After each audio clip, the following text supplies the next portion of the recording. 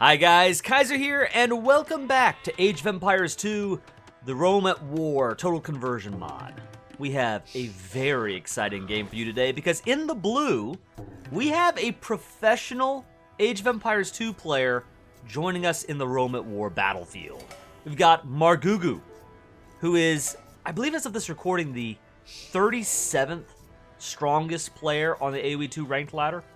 And that's not even factoring out whatever Smurfs or whatever might be in there. He is an extremely strong Age of Empires 2 player, also an Age of Empires 4 professional player. And he joins us here on the field of battle in Rome at War to try his hand at the cool, incredible changes that come with this Total Conversion mod. Which now, as I mentioned in a previous video, you can find inside the game in the AoE 2 mod browser, so it's easier to install than ever. And I'll leave a link for that in the description below. Margougou's opponent, you have seen him on the channel before, is TheConqueror, one of the creators of the mod, the main balance guy. He is, of course, a strong player in this mod, but it'll be really exciting. We're going to focus on Margougou because I am really excited to see how a pro player handles the unique elements that Rome at War brings into the game. I think the main one, we're on a land map here, so you're not going to see their total overhaul of the naval game in AoE 2, which is just incredible. But I think what'll be most exciting is to see how some of the unique units are used and the new civilization features, and then the options surrounding unique technologies, where every civilization gets to choose one out of two unique techs, one in the Castle Age or the Middle Antiquity Age, and then one in the Imperial Age. So this should be really fun. And what I'm noticing here looks like, wow, look at that, this perfect board lure. We've got 3 vills on wood, and everyone else appears to be going to food. Maybe some early walling here, but I see a lot of villagers on food, and that has me thinking Margougou might try some kind of scout rush. This looks like a typical scout play. Meanwhile, Conqueror also has 3 vills on wood. Everyone else is on food. So I would expect scout play maybe from both civilizations. Speaking of the civs, let's take a look at who we have playing. Our pro player, Margougou, is playing as the Seleucids. They are an infantry, cavalry, and cav archer civilization. Heavy cav archers replaced with Afraktoi.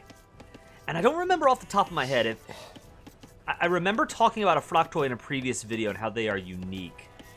But they're a little bit better. I can't remember exactly how. Look at that boar lure, that was just really nice.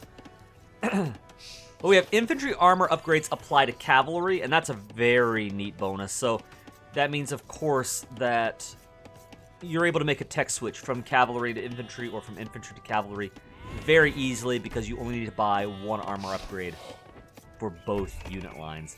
Camel archers gain an additional +1 attack. Farms occupy less space, so you can fit more farms around the town center. That should be fun. And then imitation legionaries gain an additional pierce armor. Alright, markets also cost less wood. That's their team bonus. We can come back to the unique techs later. They're pretty neat. But let's briefly switch over to Conqueror's point of view. Yeah, only 3 vills on wood. Everyone else is on food. This is scout play, for sure. He is playing as the Roman Empire. An infantry siege civilization. Capped rams and onagers are available in the Middle Antiquity Age. Scout cav, skirmishers, and spearmen cost 20% less. Got a nice wink and a nod to the Byzantine bonus in vanilla AoE 2. But, of course, in the Byzantine version, their bonus applies to camels, not scout cav. So this should make Conqueror's scout rush more effective, I would think, because he'll be able to pull it off cheaper than his opponent will. I didn't really see anything about the Seleucids that makes them particularly effective as a scout rushing force, other than perhaps, I mean, some tertiary things like the farms are smaller, so it's easier to get the farms going. Or maybe the markets cost less, so he'll be able to age up more easily if he does like a fast castle thing. Legionaries, they train faster, they get additional armor, And advancing to the next age is faster, as well as their scorpions gaining +1 attack. And one of the things that's really cool, you see an infantry focus, you see a scorpion focus with the civilization. This civ was developed before the Return of Rome expansion pack came out. So the Rome that we see in AoE 2, which is an infantry and ballista scorpion focused civilization, there are some similarities between Rome in this mod and that Rome. But the Rome of this mod actually came out first. The mod existed first, and this civilization existed before the Return of Rome version did. So it's pretty cool just to see, I think, a love of history that is maybe, you know, both development teams are pulling from. It's pretty cool. All right, let's see. We have Margougou throwing down a stable. Not surprising. Meanwhile, we have a stable coming up. Whoa, what is this? Wait a minute, why have we stopped? What happened there? All right, stable is coming up. Maybe he needed extra wood for the farms or something. And I don't know about that one, but all right. Let's see. Scout. Did he see it? Yeah, he sees the stable coming up. He should know. You should know scouts are coming. Meanwhile, Conqueror trying to get some early pressure in with...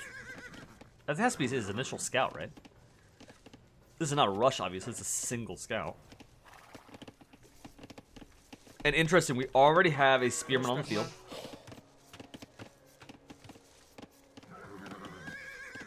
Okay, 2 scouts.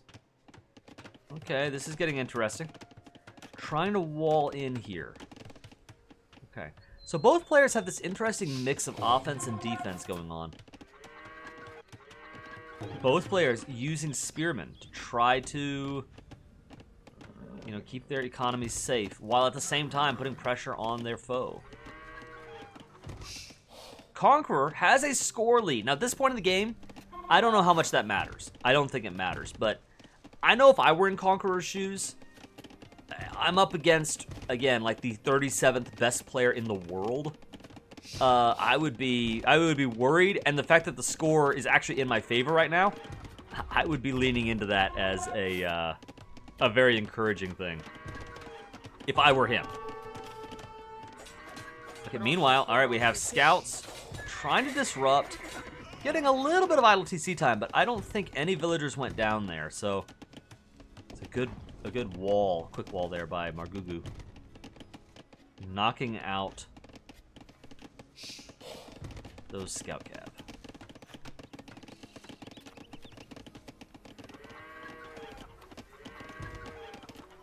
You'll notice that Margougou is part of Team Fox, and to my understanding, Team Fox is a kind of it's an Age of Empires 2 gaming team that is maybe on the rise with a bunch of up-and-coming new AoE 2 talent. That was my read of the situation with that team, which is pretty cool. You know, we see a lot of kind of the I don't want to say typical, the classic AoE 2 Civilization teams are like, we have, what was Hera's team, is Aftermath, and then the GL guys, you know, Viper and Doubt and Tato and the like, and more. So we have a lot of teams there. Those are kind of the main two, Aftermath and the GL guys. And so Fox, I think, is an up-and-coming team. It'll be interesting to see if in the future we see more from this team at the pro level on different tournaments and the like. One of the things I find fascinating right here, Margougou has up 5 scout cav, but he's playing a very patient, defensive game with these scouts. And what he's not doing is moving forward with them, trying to get bill kills. That's really surprising to me, to be honest with you. Conqueror trying to break in with 3 cav here.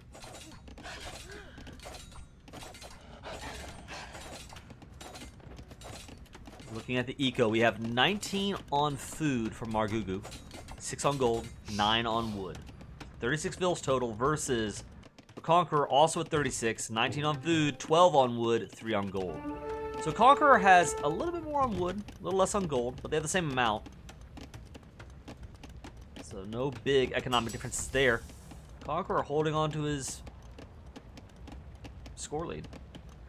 How much of that, I wonder, is any of it scouting? It looks like Conqueror might have a little bit more of the map revealed, and that might be the difference.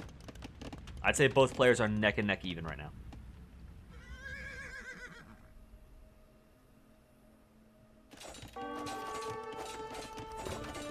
But I just find this fascinating. As somebody who is not 37th best in the world, as someone who is not 137th best in the world, you know, when you get out all of the scouts, my impulse would be, you need to move forward with them. Like, that's what Scout Cav is for. If you're going to do a rush, you need to get those units forward.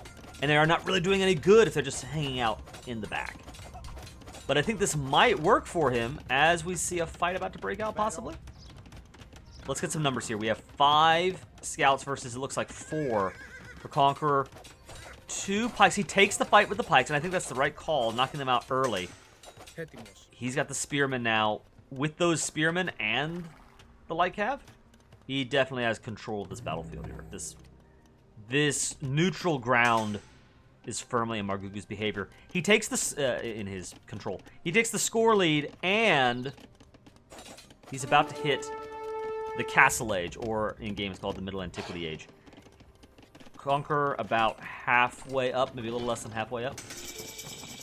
All right. What are we going to see from the Seleucids? Let's look at them again.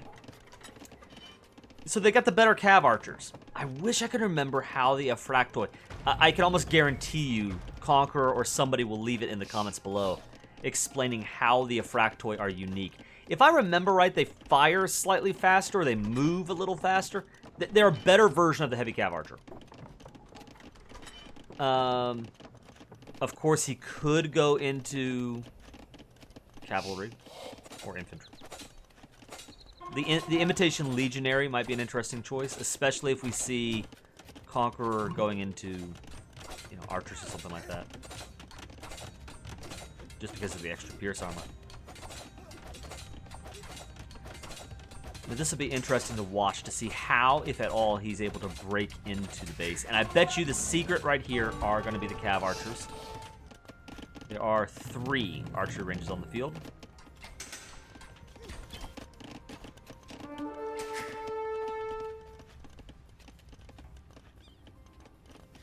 And here we're seeing a pro player at work, simultaneously applying pressure on his foe and building up his eco with 2 town centers. Conqueror wants to do the same, getting a TC up near the gold. I think this would be a very important town center to get up because he wants control of that gold. If he loses it here, his other gold is forward. Yeah, he's not going to have an easy time collecting gold if he can't get it here. But the town center will go up, so for now, he's safe. I would be concerned if I were him, though. A single tower popped down right here would be a problem. Margougou is housed at 60 pop, 45 ills. Conqueror has a little bit more space to breathe on the pop front. Interesting, we've got a fight breaking out. Knights, cavalrymen, jumping onto the cav archers while the scouts engage on the spearmen. Spearmen go down. Well, actually, not spearmen. The scouts go down. Taking out the spearmen with him. That's something. That's got to count for something. Chariot on the field.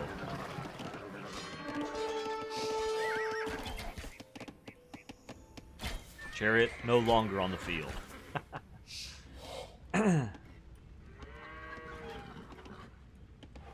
I would be a little concerned at this point. The momentum's on Margougou's side, I think. Although Conqueror actually has a score lead. It's neck and neck score-wise. But I'm concerned because the Seleucids have amazing cavalry archers. They are doing well here. Although, to be fair, I think at this point in the game, heavy cav archers are replaced with Aphractoi.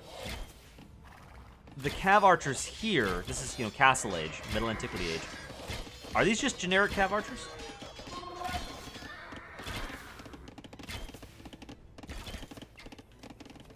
Not seeing a fort, which is their version of a castle. We're not seeing a castle up from either player. Finally, Conqueror leaning into the strengths of the Roman civilization, getting out the Scorpion. Scorpions have additional attack from the Empire. And He could pick up Siege Ballistae, which gives Scorpions additional range. Notice how Margougou moving his units. Wow, that's some great micro. Just distracting the Scorpions, minimizing the amount of damage that his Cav Archers are taking. You hate to see it. If you're Roman, Roma Invicta, this is a problem. You don't want to see that. I've got to say, my hat is off to Conqueror, doing a very good job of holding and, you know, keeping the eco going behind this. Now he's the one who's housed. Margougou takes a slight eco lead, 68 vills to 62. 6 vil lead here.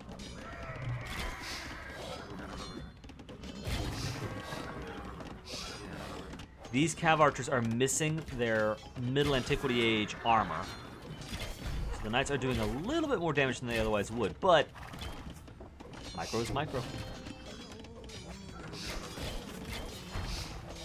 A monk coming out. Oh, and he gets the conversion off. That has got to count for something.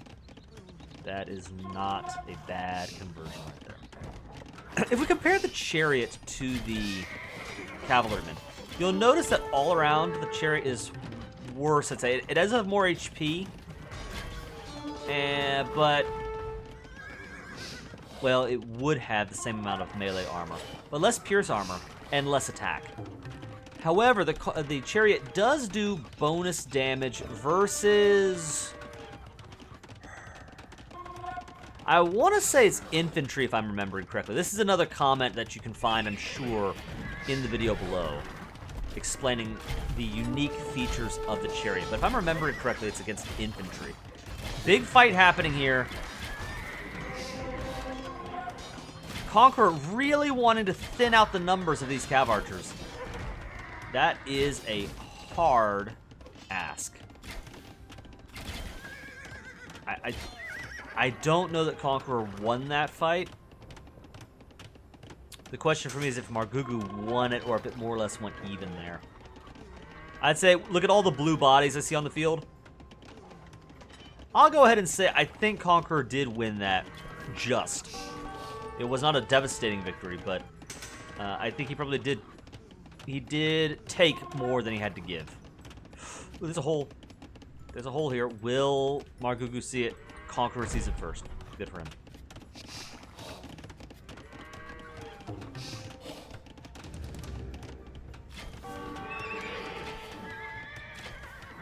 Alright, Siege Workshop already up. Mango is already here for Margougou. A little bit of a score lead here for Margougou. Is any of that scouting? No? Looks pretty even scout-wise. This is still a neck-and-neck fight, though. I mean, this is only, what, 200 points? That's really not a lot. Ooh, will he get the conversion? No. Now, my question is, has Margougou researched heresy? I don't think so. I think he just saw that the elephant was about to get converted and just decided to preemptively hit the delete button himself. Because if you're going to lose the elephant, better to lose him straight out than to give him wrapped up like a Christmas gift to your enemy. More Knights coming out here. I think Knights are the right play. It's certainly what I would do. If I thought I was fighting a weaker player, I think Mangano might be an option against Cav Archer. But in Conqueror situation, I would certainly be going Knights as well. I think you need to rely on all of that pierce armor as well as the movement speed that Knights have. I really like the Monk too. You know, this is turning into a battle of attrition, little poking shots here and there. And knowing that you're going to be fighting a war of attrition, having a healer on the field means a lot more than it otherwise would. Margougou has reached 104 villagers, 130 pop cap. And notice, by the way, how there's so much more economy than military right now. The military's not that strong. It's only about 26 units. I think we were looking at all of it right here. 26 Cav Archers. don't know where his Mangonel went. Noob Caster, I suppose, but I missed where the Mangonel went. But only 26 Vils, but 106 eco. If we compare to Conqueror, about a 10 Vil difference. Well, now it's 99. Kind of a similar thing.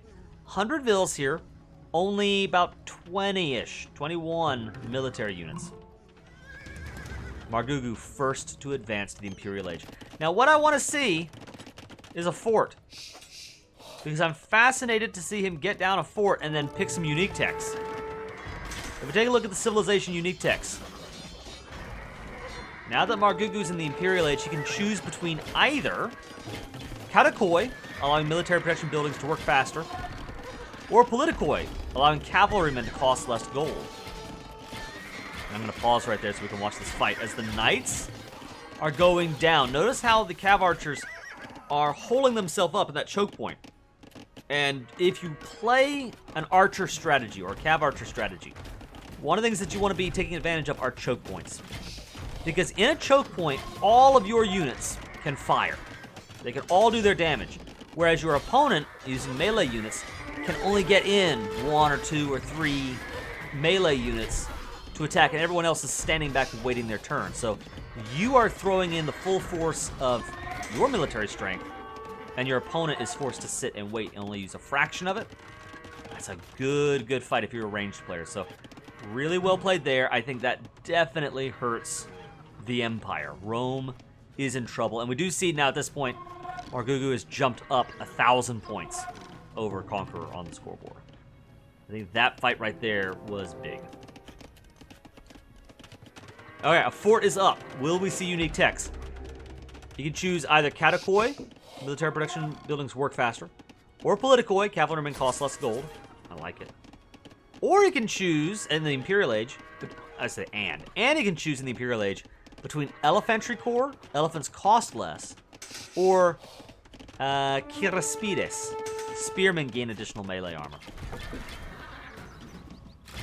I think he wants to win or lose this game off of the cav archers, in which case Katakoi is probably the only one that would be a must-have. If he wants, to go into Knights as a backup, he could go into Politikoi. If he thinks it'll go very late game, Kiraspides is really nice. I doubt he'd want to go elephants. Here we go. What's he got? What is this? Katakoi coming in. Yep, that's what I thought.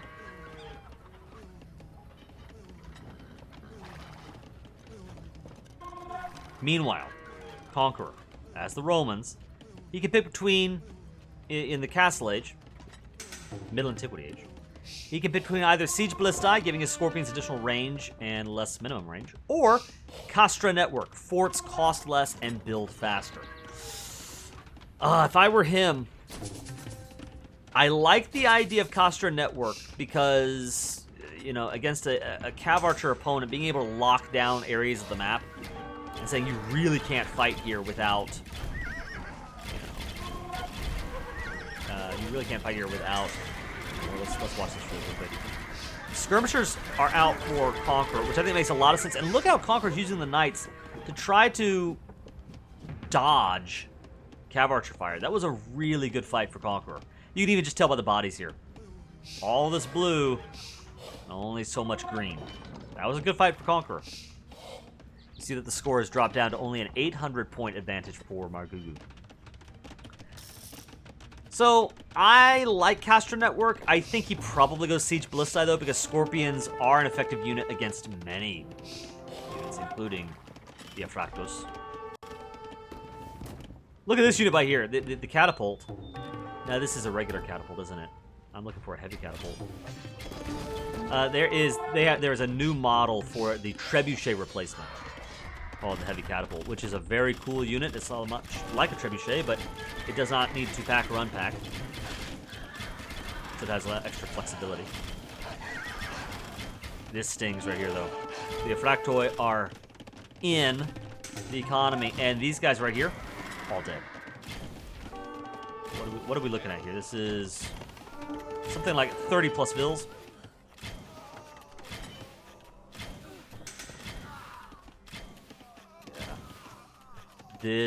At this point, we're in trouble. However, I will say this. the Aphractoi are sort of boxed in by the skirmishers here. There's no way out but this path. If the skirmishers can do some serious damage. Look at, they're even being sort of... Oh, never mind. Never mind, he makes his own way out. Oh, can Conqueror block? Roman's going crossbowman. Crossbowmen in the mod are not crossbowmen in AoE 2. The crossbowmen are actually much more similar to the hand cannoneer. Kind of an anti-infantry ranged unit. Which makes sense when you consider the time frame. The crossbow is a extremely rare super unit. Okay, so I'm going to say Conqueror doing what he can there, knocking out a good number of Margougou's cav archers. However, remember, the Seleucids have, what was it, Katakoi? Is that the name of it? Yes, Katoikoi. And that means he can replenish his military units even faster than he otherwise would be able to. He is pop capped at maximum pop. That is a problem that Conqueror does not have to deal with. Thanks to Margougou cleaning house.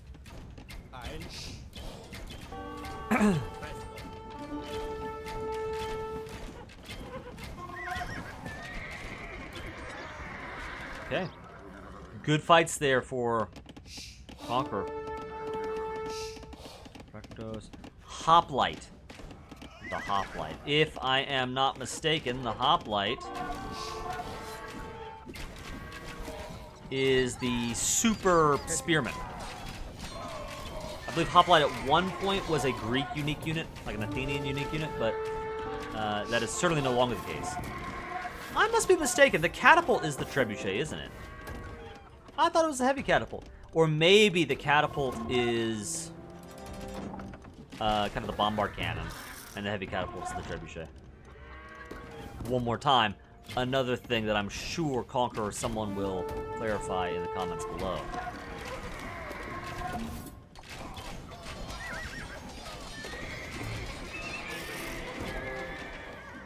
I really like to highlight the economy, because as we're watching men fight and die on the battlefield, that's the exciting part. But what is telling the story of who is going to win or lose this game is as much about the economy, more about the economy, than anything else. And we do see that Margougou has 153 villagers on the field. That means that he is absolutely soaking up resources throughout the map. Meanwhile, Conqueror at 109 villagers. Not a small number by any means. And in fact, to his credit, so he's got about, what is that, 100 and... He has something like 50, it's over 50, nearly 60 military units on the field, which is more than Margougou has. So Conqueror actually has the larger military on the field. But the economic strength that we're seeing here from Margougou, I think, may be overwhelming. Because if he loses a wave, he can just throw in another one. At some point, I think Conqueror may be boxed in and running out of resources. I think we see that even right here. This is a critical battlefield, this goal. 800, 16, 24... 3,200 gold. Now, if Conqueror is able to leverage that larger military to actually knock down some of these fortifications and disrupt Margougou's economy, Conqueror could have an edge here. We see that Margougou is ahead, but only by 2,000 points.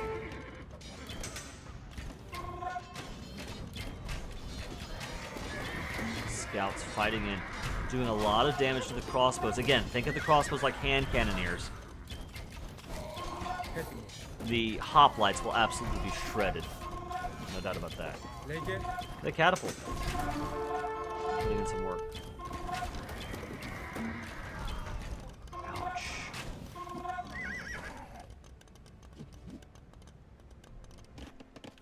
Notice over here in the back. I'm really surprised that we're not seeing the Aphractos go in. Maybe he clearly got a couple of kills and then decided to pull back.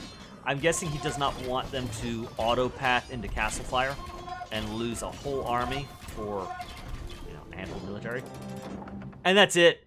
Conqueror calls the GG, which, I mean, he was not drawing his last breath, but I think he recognized that the game was over. If you take a look at the map, the only gold Conqueror has access to, he doesn't really have access to. It's outside of his base, and Margougou was just able to scare him off every time he tried to get on. The Fox player was just able to come in and sort of lay claim to this.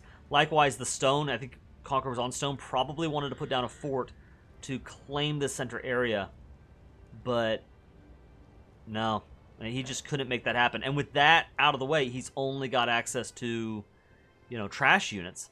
And he's even starting to run out of wood. He's got this wood line right here, and that's it. Your options are really limited at that point.